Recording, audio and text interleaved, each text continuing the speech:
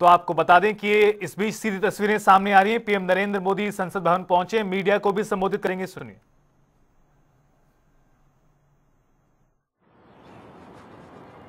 आज बजट सत्र के प्रारंभ में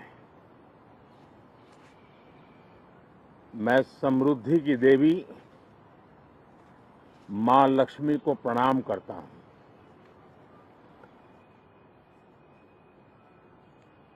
और ऐसे अवसर पर सदियों से हमारे यहां मां लक्ष्मी का पुण्य स्मरण किया जाता है।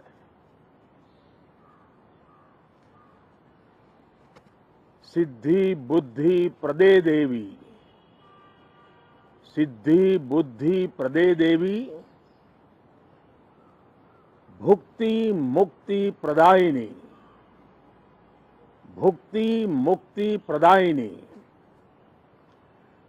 मंत्र मूर्ते सदा देवी, मंत्र मूर्ते सदा देवी, महालक्ष्मी नमोस्तुते, महालक्ष्मी नमोस्तुते।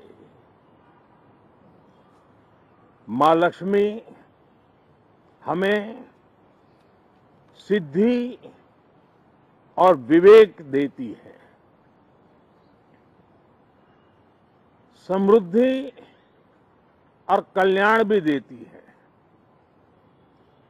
मैं मां लक्ष्मी से प्रार्थना करता हूं कि देश के हर गरीब एवं मध्यम वर्ग समुदाय पर मां लक्ष्मी की विशेष कृपा रहे। साथियों, हमारे गणतंत्र के 75 वर्ष पूरे हुए हैं।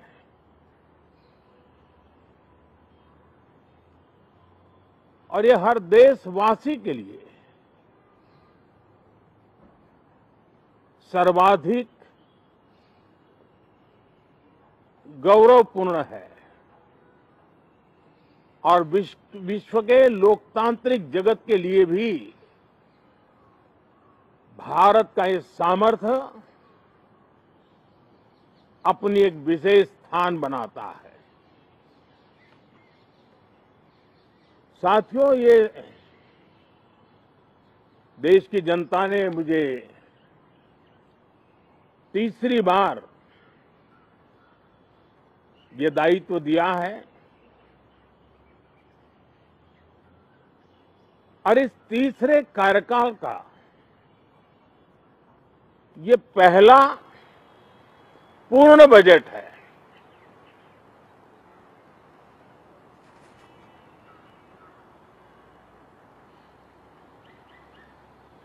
और मैं विश्वास से कह सकता हूं कि 2047 जब आजादी के 100 साल होंगे,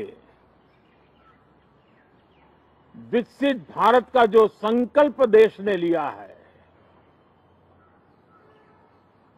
यह बजट सत्र, ये बजट एक नया विश्वास पैदा करेगा, नई ऊर्जा देगा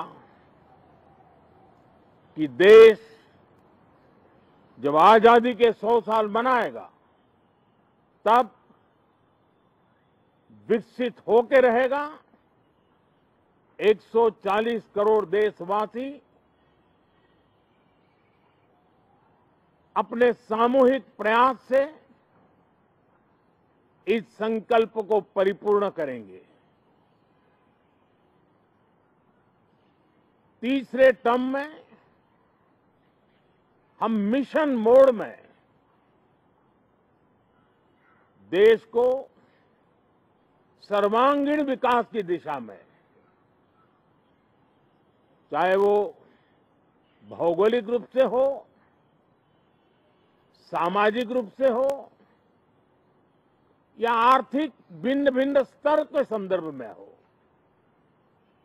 हम सर्वांगीण विकास के संकल्प को लेकर के मिशन मोड में आगे बढ़ते जा रहे हैं।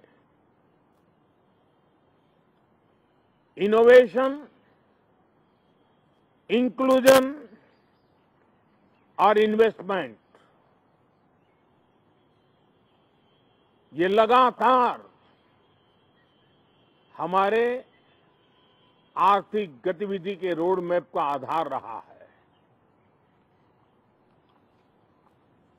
इस सत्र में हमेशा की तरह कई ऐतिहासिक बिल पर सदन को चर्चा होगी और व्यापक मंथन के साथ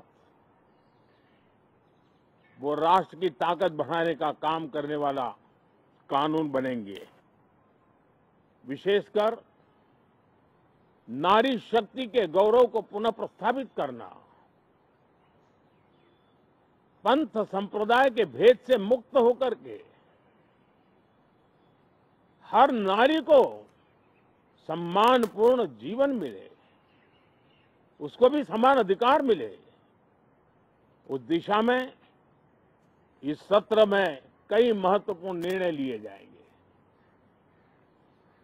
रिफॉर्म, परफॉर्म एंड ट्रांसफॉर्म।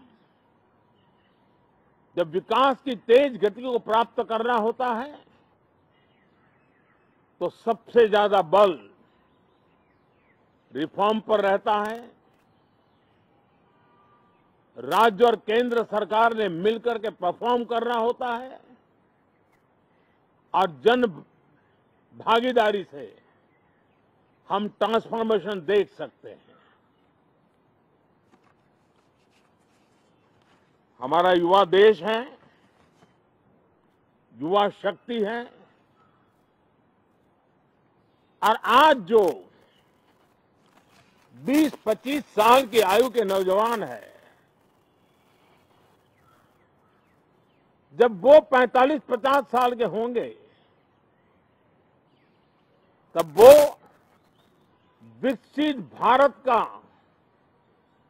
सबसे बड़े बेनिफिशियरी होने वाले हैं। उम्र के उस पड़ाव पे होंगे, नीति निर्धारण की व्यवस्थाओं में उस जगह पे बैठे होंगे कि वे गर्व के साथ आजादी के बाद जो शताब्दी शुरू होगी, एक विकसित भारत के साथ आगे बढ़ेंगे। और इसलिए ये विकसित भारत के संकल्प की पूर्ति का प्रयास, ये अथाग मेहनत आज जो हमारे टीनेजर्स हैं, हमारी युवा पीढ़ी है, ये एक बहुत बड़ा तोहफा बनने वाली है। जो लोग 1930 में, 42 में आजादी के जंग में जुट गए थे, पूरी देश की युवा पीढ़ी खप गई थी आजादी के जंग में, और उसके फल 25 साल के बाद जो पीढ़ी आई उसको नसीब हुए। उस जंग में जो नौजवान थे उनको नसीब हुए। आजादी के पूर्व के वो 25 साल आजादी के जश्न मनाने का अवसर बना। वैसे ही ये 25 वर्ष समृद्ध भारत, विकसित भारत, ये संकल्प से सिद्धि और सिद्धि से शिखर तक पहुंचने का देशवासियों का इरादा। और इसलिए बजट सत्र में सभी सांसद विकसित भारत को मजबूती देने के लिए अपना योगदान देंगे। विशेष करके जो युवा सांसद है उनके लिए तो सुनहरा अवसर है, क्योंकि वो आज सदन में जितनी जागरूकता, जितनी भागीदारी बढ़ाएंगे और विकसित भारत के जो फल है वो तो उनकी नजर के सामने देखने को मिलने वाले हैं। और इसलिए युवा सांसदों के लिए एक अनमोल अवसर है। साथियों, मैं आशा करता हूं कि हम देश की आशा आकांक्षाओं के इस बजट सत्र में खरे उतरेंगे। साथियों, आज एक बात आपने जरूर नोट की होगी, मीडिया के लोगों ने तो जरूर करनी चाहिए। शायद 2014 से लेकर अब तक शायद एक पहला पार्लियामेंट का सत्र है कि जिसके एक दो दिन पहले कोई विदेशी चिंगारी नहीं प्रगटी है। विदेश में से आग लगाने की कोशिश रही हुई है। 10 साल से 14 से देख रहा हूं, हर सत्र के पहले शरारत करने के लिए लोग तैयार बैठते थे और यहां उसको हवा देने वालों की कोई कमी नहीं है। ये पहला सत्र मैं पिछले 10 साल के बाद देख रहा हूं कि जिसमें किसी भी विदेशी कोने से कोई चिंगारी नहीं हुई। साथियों, बहुत बहुत